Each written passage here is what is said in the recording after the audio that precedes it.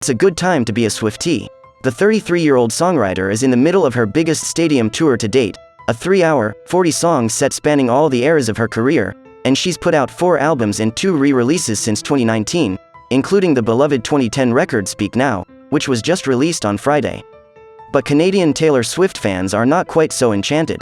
Her Eras Tour, which kicked off in March, includes more than 100 concerts until summer 2024, in the US, Mexico, Europe, Asia and Australia. But so far at least, Swift has no plans to play in Canada. Did she forget that it existed? The apparent snub inspired Canada's Prime Minister Justin Trudeau to appeal to Swift personally.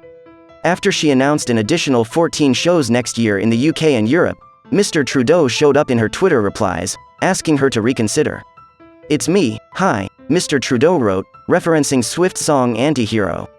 "I know places in Canada would love to have you. So, don't make it another cruel summer. We hope to see you soon." It looks like Mr Trudeau is speaking for plenty of other Swifties feeling exiled up north, wondering why they can't have nice things. "It is a devastation," said Layla Title, 33, a marketing director from Toronto. "Let down is the best way to describe it." At first, Title assumed that Swift would include Canadian dates with her other international stops. But when concerts for Mexico and South America were released with nothing planned north of the US border, she started to worry it was a glitch. "I still think it's possible. I always have to think it's possible," she said of a Canadian tour. But it's becoming less and less likely. Jackie Engelberg, another Toronto native, had hoped to see Swift at one of her New York shows this past May, her only option, without any Canadian stops. But despite Ms. Engelberg's best efforts, fighting the Ticketmaster bots, braving the resale sites, she could not find an affordable ticket.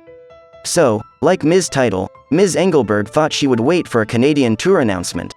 "Every other tour that she has put on, even tours that are stadium only, at a minimum there are Canadian dates included," Ms. Engelberg said.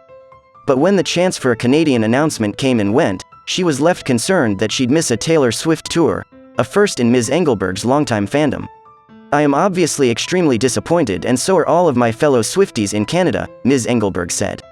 She was particularly surprised to see small cities like Warsaw be selected for a 3-show run, while Toronto, North America's 4th largest city, was passed over. "Given our city's huge population and all of the fans here, I am sure Taylor would sell out multiple stadiums," Ms. Engelberg said. So why is Taylor Swift skipping Canada? She still hasn't told us why. No reason has been provided by Swift or her team, and her record label did not respond to the BBC's request for comment. Some have speculated it might come down to venue size. Canada's biggest arena, the Commonwealth Stadium in Edmonton, Alberta, seats just over 56,300 fans, a fraction of the capacity at venues like Wembley in London 90,000 or MetLife in New Jersey 82,500. But that doesn't mean Swift is shunning all smaller venues. She's playing 2 shows at the Aviva Stadium in Dublin, which seats 50,000, and will play 1 night in Vienna's Ernst Happel Stadion, which has room for just less than 51,000 concertgoers. Others have wondered if it's the weakness of the Canadian dollar, compared to US currency. The exchange rate now is roughly $1.33 to $1. But that hasn't stopped other major artists, including Beyoncé and Ed Sheeran, from stopping by the Great White North.